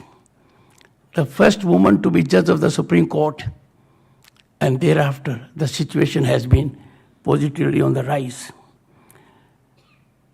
Who can forget the only Olympian from the state, Manuel Frederick, Arjuna awardee, Arjun Bobby George, Nightingale of South India, Padam Shri, K.S. Chitra, Padam Bhushan now. All these people have contributed and are representative. The list is long. I will not be making reference to politicians because their list is all the more. Any omission by me, I may suffer. So I leave it at that. I will not be venturing. We have an energetic local member of Parliament, Lok Sabha. We have in Rajya Sabha, Alamaram Kareem, always alert, alert like a tiger. We have mild-mannered Muralidharan. When once I called him Muralidhar, somebody took objection that his name is Muralidharan. I said, you are making a mistake. I am not taking his name, I am calling him Muralidhar. Muralidhar is name of a god. So I will not make a mistake in that. We have enormously talented people. I leave it at that.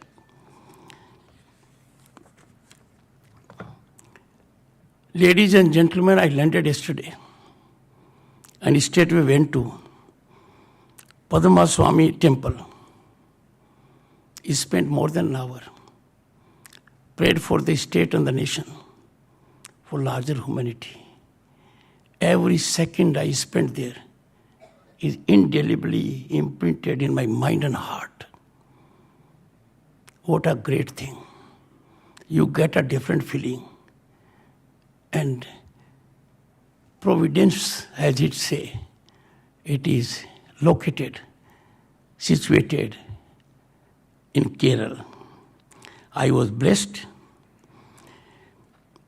The tranquil ambience and captivating architecture of the majestic temple reflects rich heritage of Kerala. On this occasion, I again reiterate, may the Lord's blessings continue to touch the countless souls seeking guidance and solace. യമസഭ Assembly Building Foundation was laid in 1979. It took a long time. But take note of it. Somebody could feel the need in 1979 that we need more infrastructure. We need to evolve with changing times. And then we had the good occasion on 22nd May 1998 when the then President of India, K.R. Narayanji, inaugurated it. I would invite, ladies and gentlemen, your attention to what the then President said. Son of the soil here. Enormously talented. He belonged to the prestigious Indian Foreign Service. I quote, this is what he said. In the great tree of Indian democracy, Kerala has been a flowering branch bearing some of the rarest fruits. I pause here for a minute. I made reference to those fruits.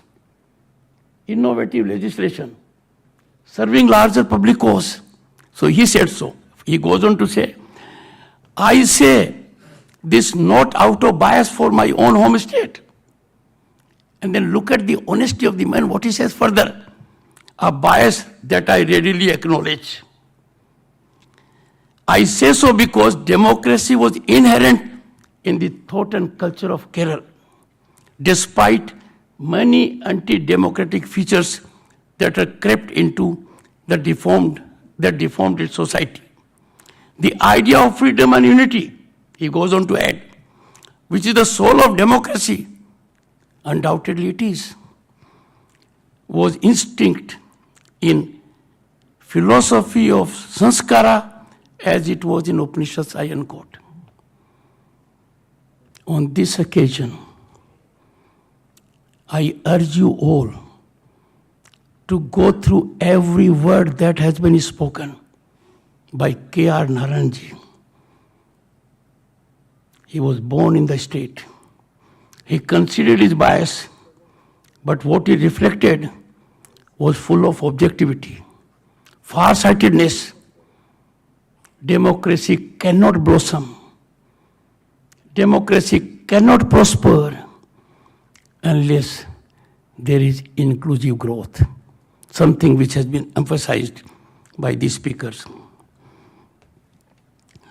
Over these 25 years, these hallowed precincts, this building has witnessed evolution of Keralite society, serving as crucible where numerous debates generated executive accountability, a nerve center of many a path-breaking legislation.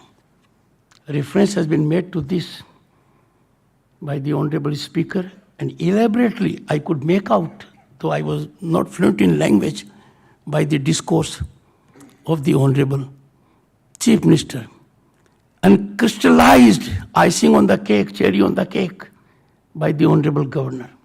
Emphasized it. Buildings such as this are beyond work of brick and mortar. They are symbol of hope, reflecting aspirations of the people and imparting reassurance to the public at large. It is a crucible of blossoming of democratic values. Ladies and gentlemen, Kerala is known for its forward-thinking perspective and unwavering commitment to social justice. This reputation is manifested, as was indicated by earlier speakers, in series of enactments and progressive legislations. The Legislative Assembly of Kerala has to its credit many progressive legislations worth noticing by other legislatures. The Kerala Legislative Assembly building represents the will of the people, a spirit of democracy, a sense of the Constitution, is working to realize the preamble of Indian Constitution for the people at large.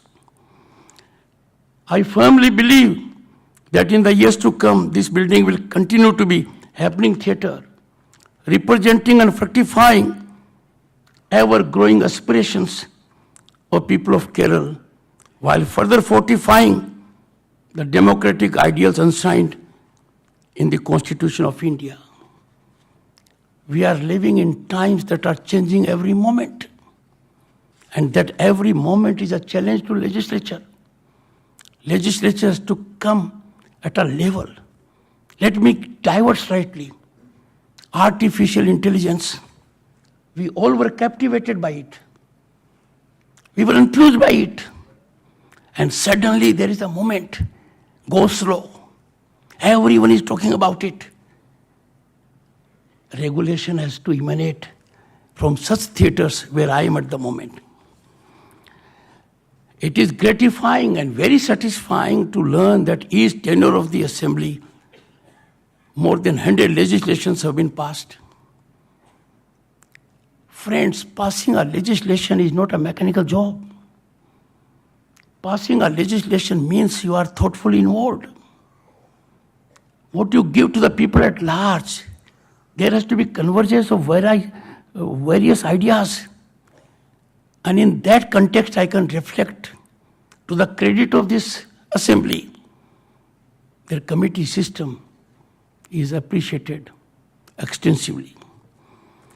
Current legislators, as you all are, some of are here, you inherit a shining legacy. And a shining legacy is always a challenge. To sustain it, you will have to work and overwork and be in overdrive. Some of you may have been in a river. If you stand in a flowing river, even to be at the same place, you will have to keep on moving your feet. Be in a river at the same place, you will be swept. So you have to protect this rich legacy.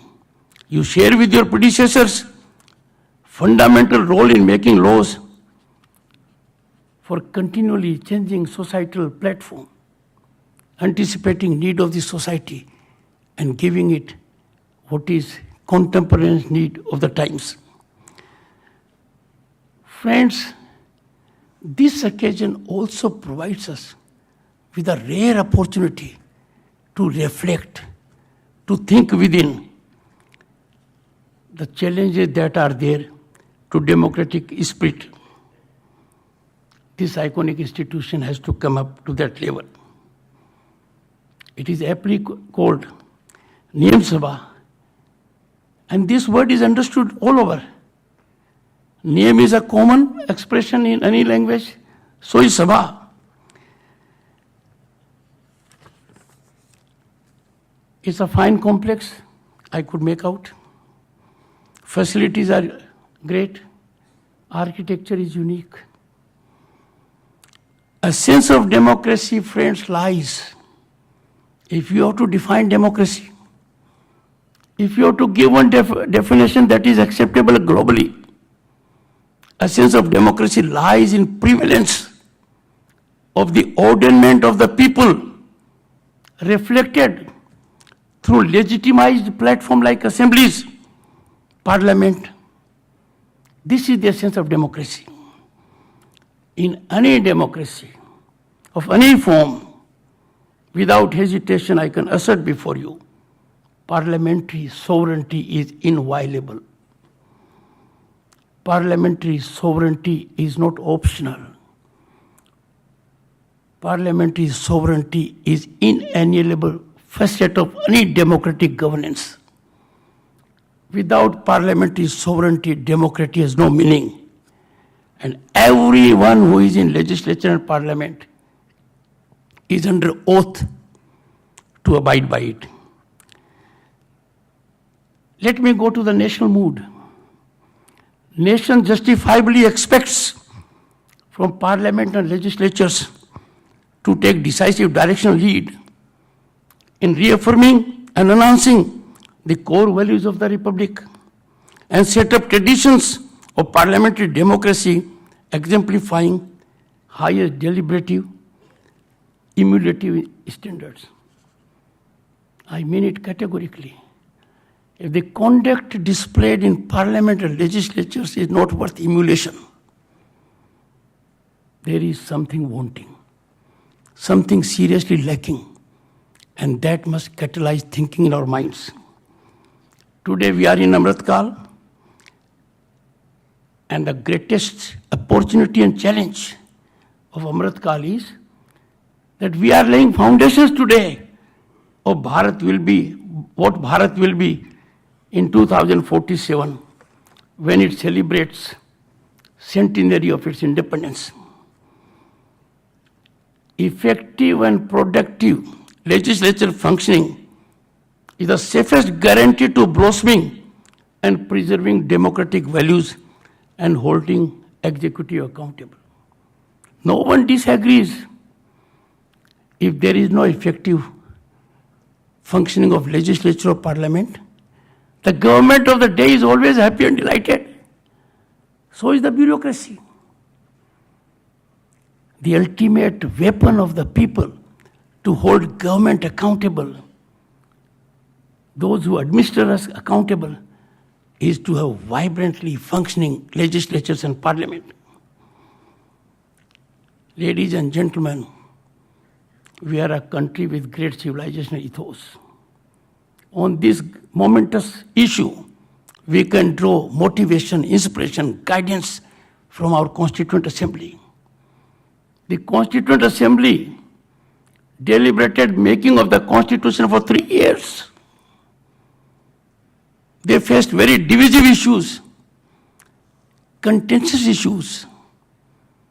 People had different opinions. Opinions could not be easily reconciled. They engaged in dialogue, discussion, deliberation, and found a solution. They never believed in confrontation, they believed in collaborative stance. On a point of record, I can tell you, over 3 years, there was not a single disruption or a disturbance in the Constituent Assembly. Let us think within and try to find a way out. There is a worrisome trend I've seen all around, which we need to stamp out. I have a point of view. Someone else will have other point of view. I am not prepared to listen to the other point of view. In any civilized society, in any democratic form of governance, minimum you owe to the system is, please consider the opposite point of view. The other point of view. Consideration of the other point of view is not agreeing to that point of view.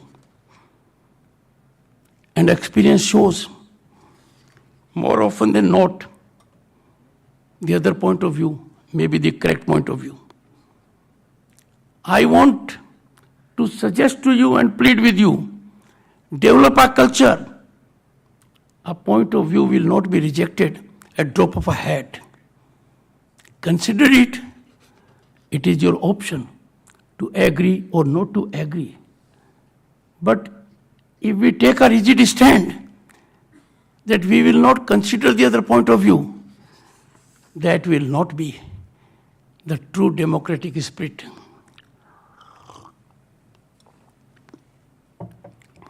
Democracy blossoms, prospers, and if I may indicate, it survives and sustains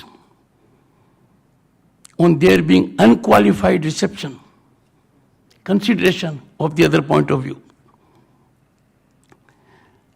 I wish to leave another thought with you. Where is the wit? Where is the humor? Where is the sarcasm?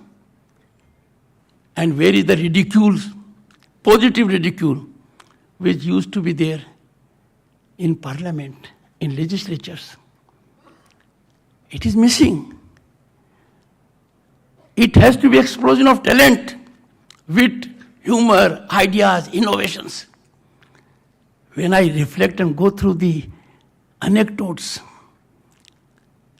the kind of exchanges that have taken place between stalwarts, you are de-stressed, you are motivated.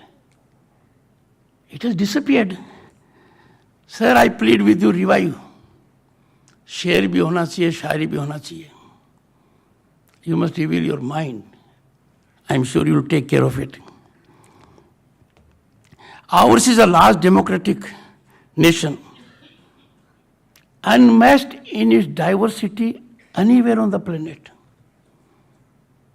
No geographical part of the world in the shape of a nation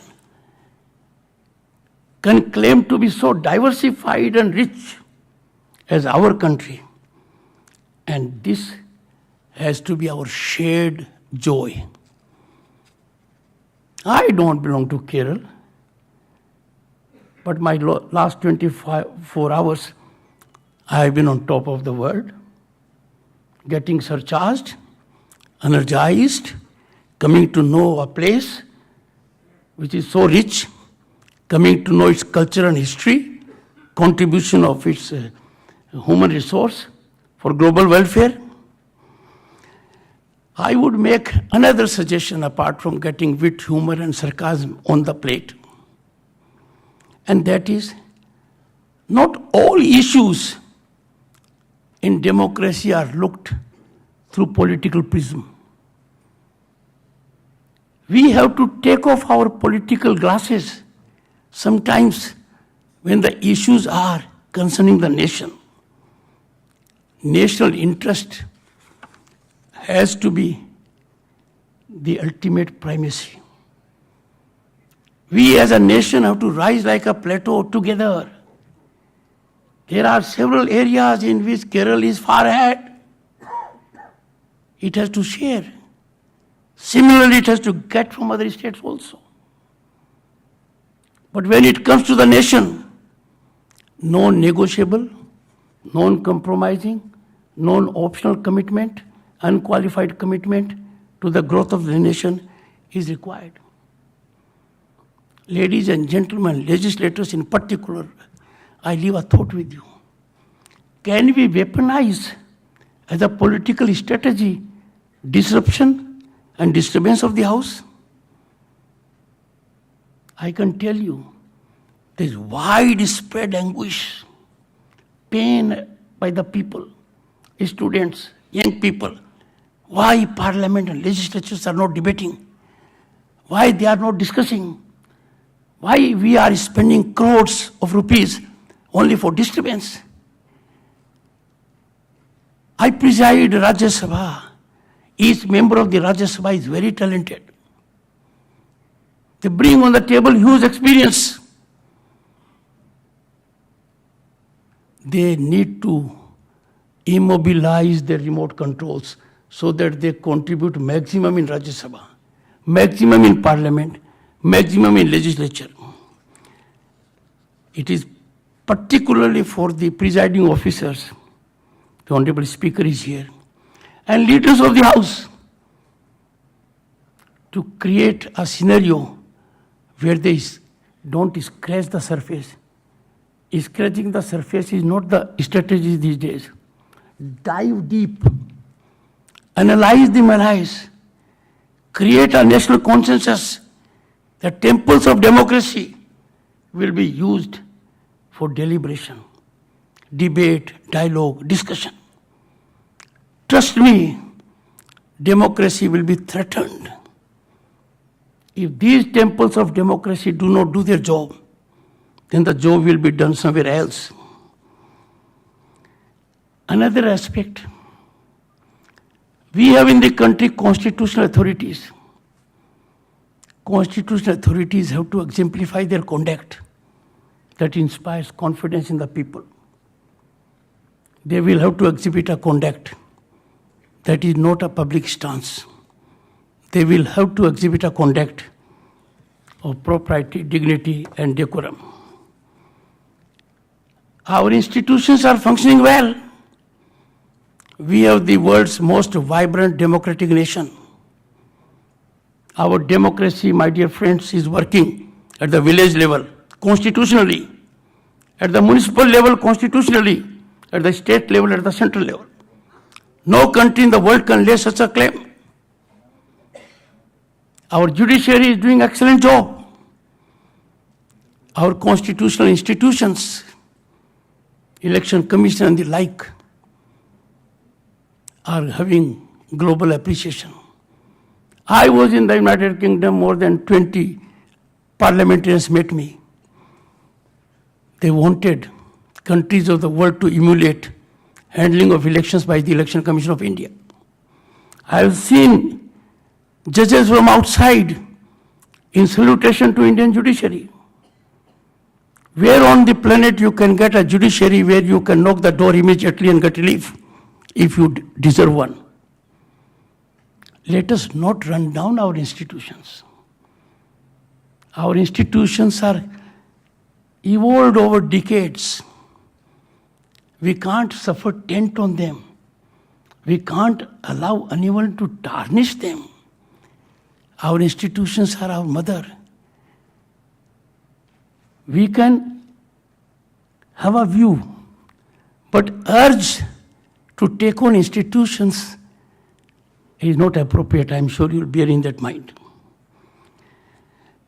To ensure that the nation continues on its upward trajectory, national interest has to get privacy, primacy.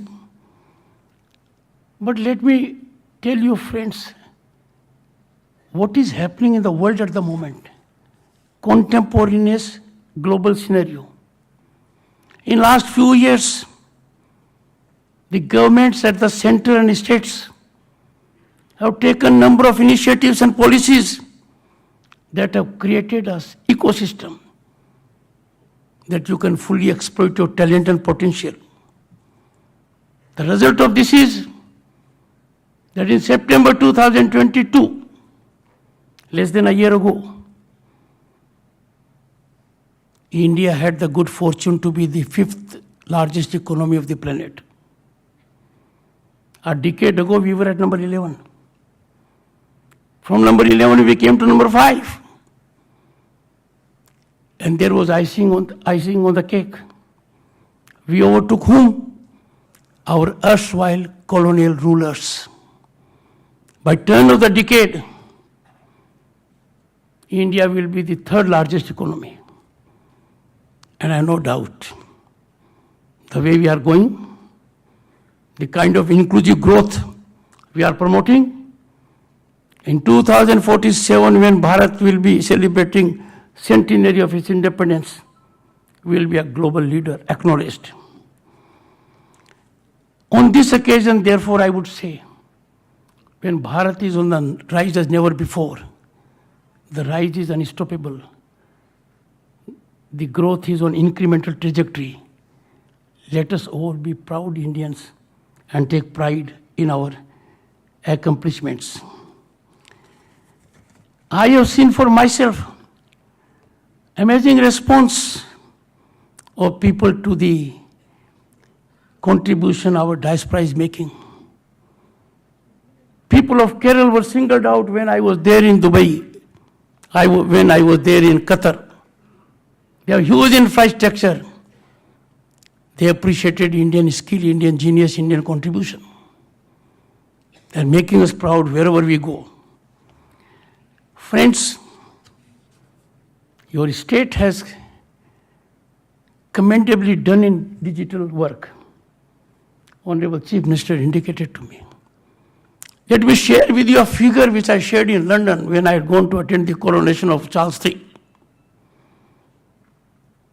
And everyone was looking at me in disbelief. I said, I'm dishing out hard statistics. Let me share the 2 figures with you.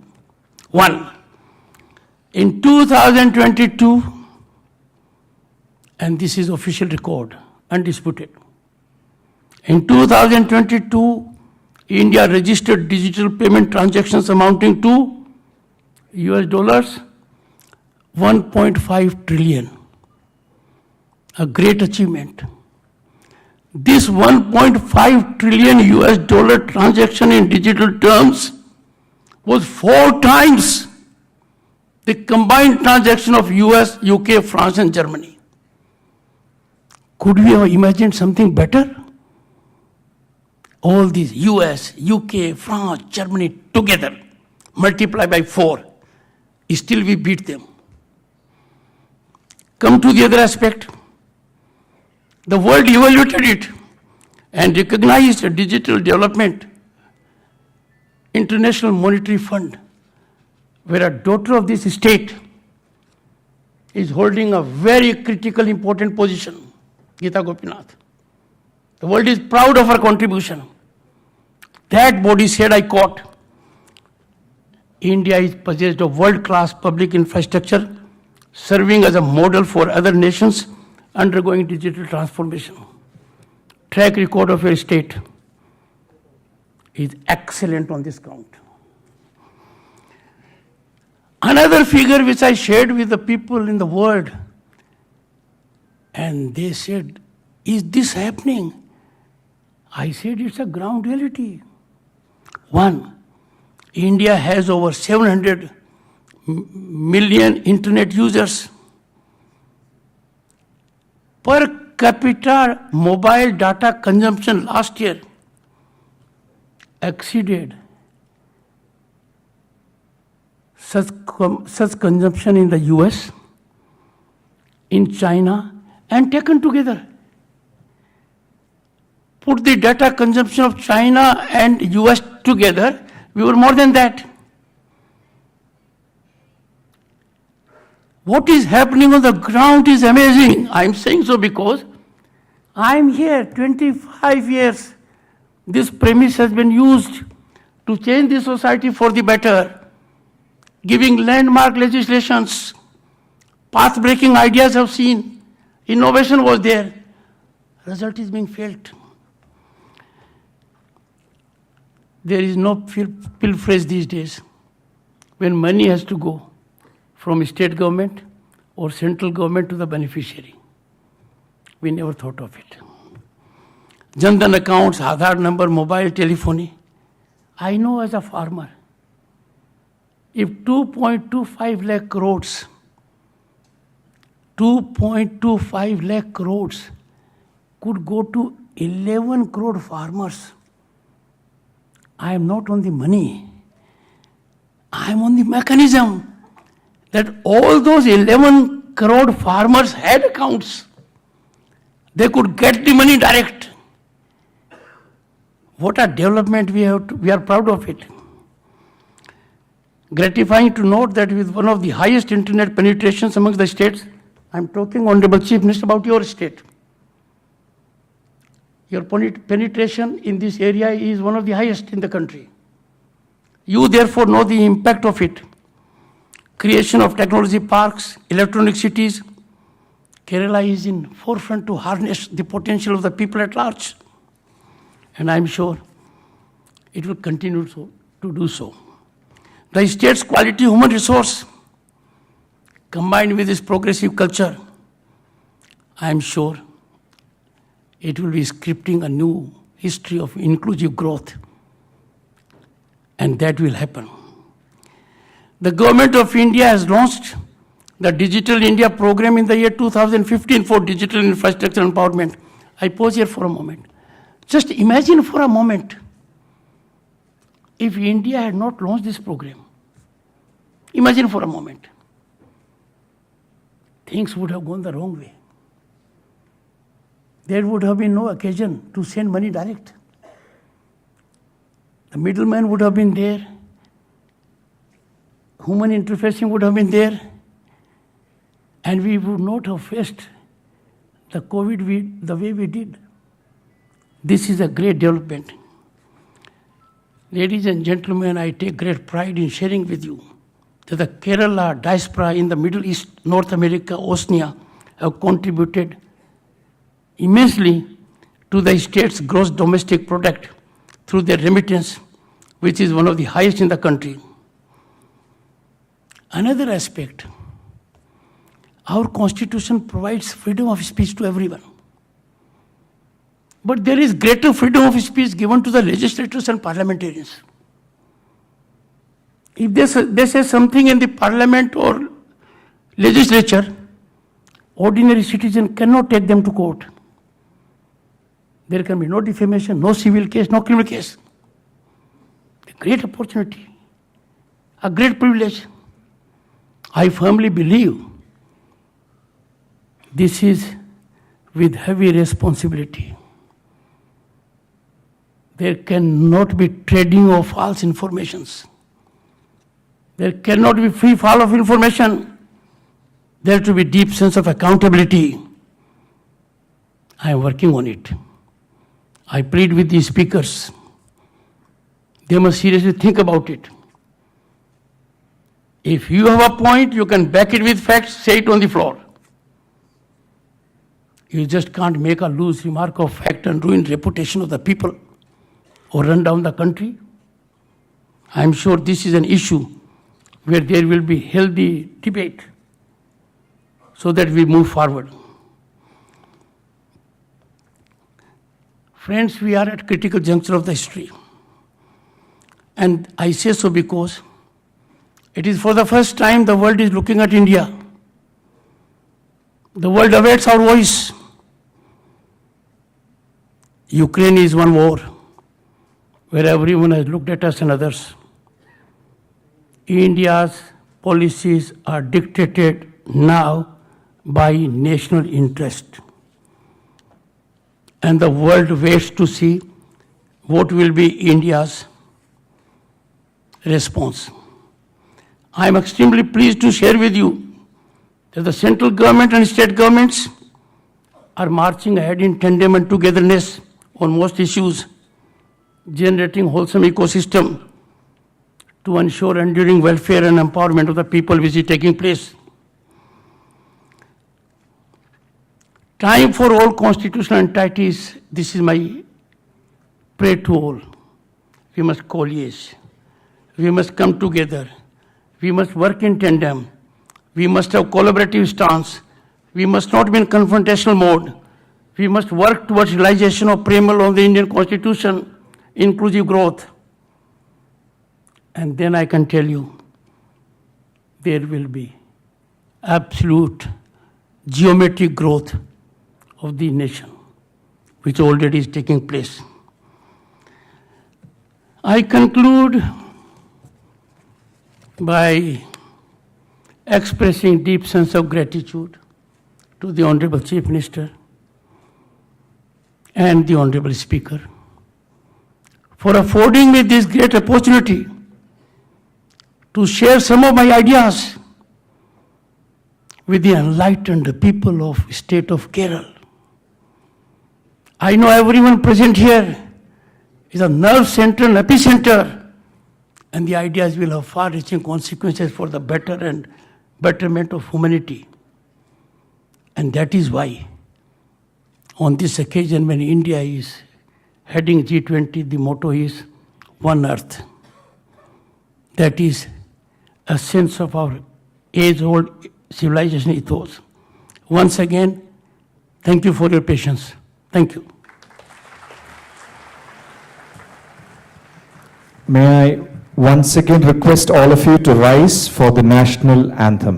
ഒരിക്കൽ കൂടി ദേശീയ ഗാനത്തിനായി എല്ലാവരും എഴുന്നേറ്റ് നിൽക്കണമെന്ന് അഭ്യർത്ഥിക്കുന്നു.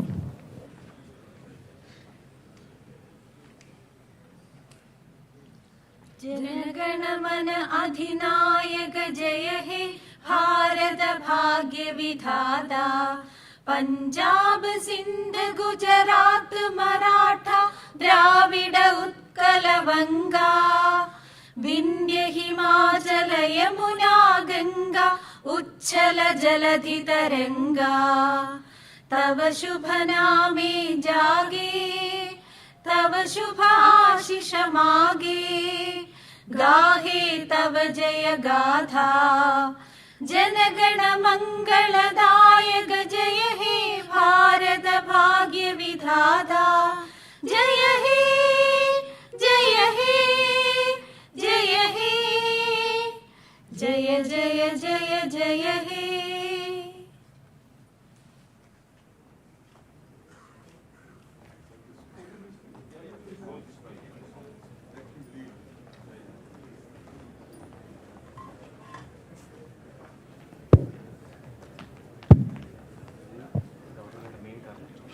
The Honorable Vice President will plant a sapling now outside the Legislature Complex building.